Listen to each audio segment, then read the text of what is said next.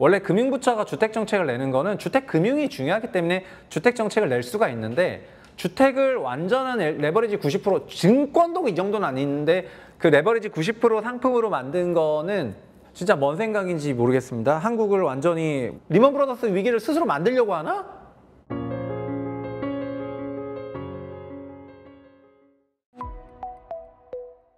안녕하세요, 최부심입니다. 가게가 대출할 돈이 없다, 이게 우리나라의 문제인데요. 그러면 정부에서 명의만 빌려주면 정부가 돈을 빌려주겠다고 합니다. 이게 무슨 내용일까 한번 찾아볼게요. 이게 사실 제가 요즘에 대한민국 관료 소 크레이지하다고 생각을 하고 있는데 진짜 정신 나갔습니다. 자세히 봐볼게요.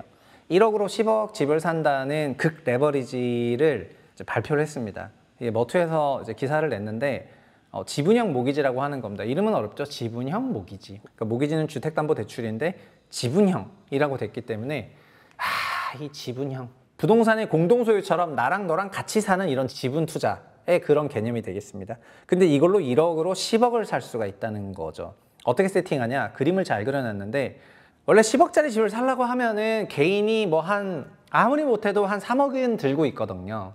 근데 이제는 그러지 말라는 거예요. 1억만 들고 있으면은 내 돈 1억에 은행에서 대출 4억을 받고 이거를 대출 먼저 해주는 선순위로 받고 나머지 B는 5억은 뭐냐면은 주택금융공사에서 그냥 50% 참여하겠다는 거예요. 5억을 넣어가지고. 그러면 10억이 세팅이 되는 거죠. 개인은 자기가 집을 살 강한 용기에다가 1억만 있으면은 10억짜리 집을 살 수가 있어. 아니 그러면은 내가 개인이면은 난 신용대출 1억 받아가지고 신용대출 한 1억 5천 받으면 한 15억짜리 사겠네. 그리고 자기 돈 1억이랑 신용대출 1억 합치면 20억짜리 사겠네요. 이제 이런 세상이라는 거거든요. 그래서 LTV 90%에 해당하는 건데 이거를 지분형 모기지, 물론 예시라고 했습니다. 그러니까 주금공이 집값의 절반을 자기가 돈을 넣는다니까요. 그러니까 난 정신 나간 것 같아. 하여튼 이런 상황입니다. 그래서 지분형 모기지가 왜 나왔을까 보면은 금융당국이 가계대출 문제 해결을 위해 가지고 지분형 모기지 구상을 했습니다. 그러니까 가계부채 문제가 심각하다. 가계부채가 너무 늘어난다. 그러니까 지분형 모기지를 하자 그래서 야, 다 진짜 좋다. 너네 머리 좋다. 뭐 이런 얘기를 했다는 겁니다.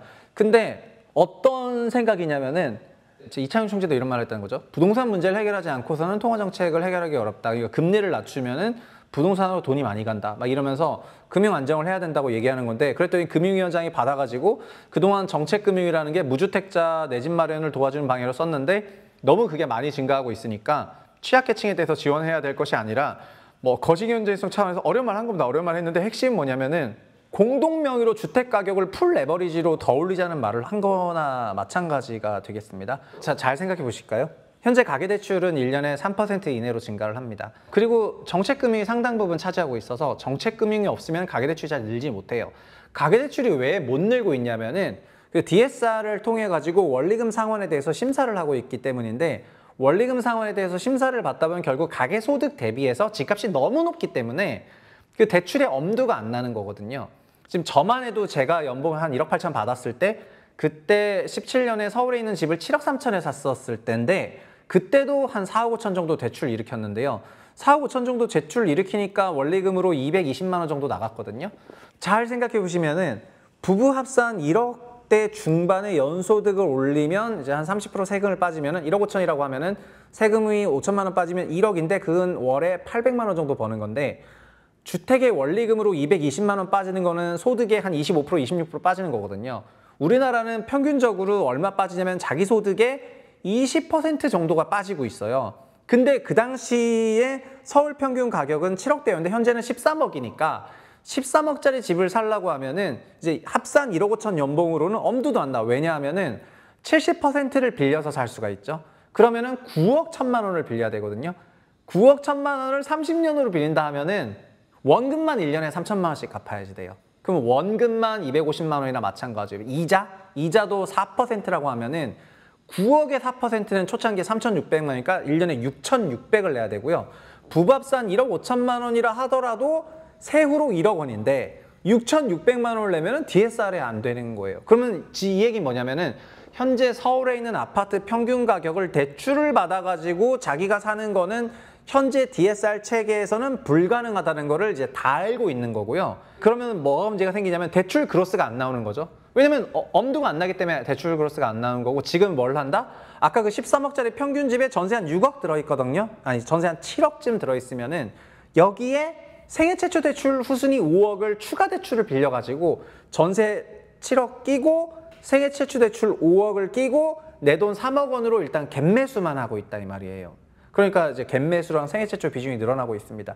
이런 상황이 정상은 아니기 때문에 주금공에서 그 생애 최초 대출을 다루고 있지 않습니까? 그러니까 이러면 가계대출이 늘지 않고 가계대출이 늘지 않으면은 공공기관이 이제 성장을 못하니까 어떻게 하는 거다? 그러면은 더 잘 됐다. 개인들이 집값 13억짜리 집이면은 내가 한 6억 5천 대줄게. 50% 빡 채권 찍어가지고 딱 대주고, 그럼 저는요, 넌 6억 5천에서 1억 5천만 내라. 5억은 은행에서 빌려질 거야.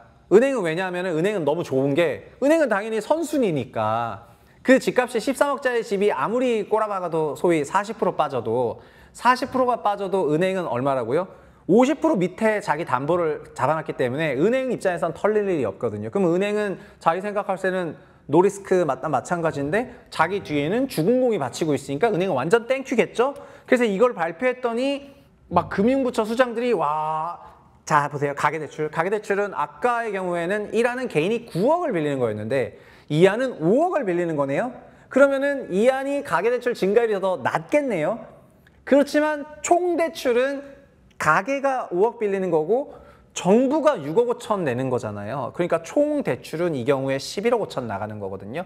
그러니까 종전에는 9억 빌리는, 그러니까 이게 얼마나 눈속임이냐면은, 저는 그래서 지금 금융부처에 대한 그동안의 리스펙을 전부 취소하고요. 이런 걸 논의한 금융 고위 관료들은 진짜 다 도계자 해야 된다고 생각을 합니다. 그냥 그랜저를 해야 되고요. 그리고 취소 철회 정도도 모자라가지고 이런 생각으로 우리나라 개인들에게 LTV 90% 주택시장을 레버리지 열겠다고 하면은 이게 종전에 있는 주담대를 이렇게 전환하겠다는 것도 아니야. 그러니까 종전에 가계대출이 1800조가 있어요.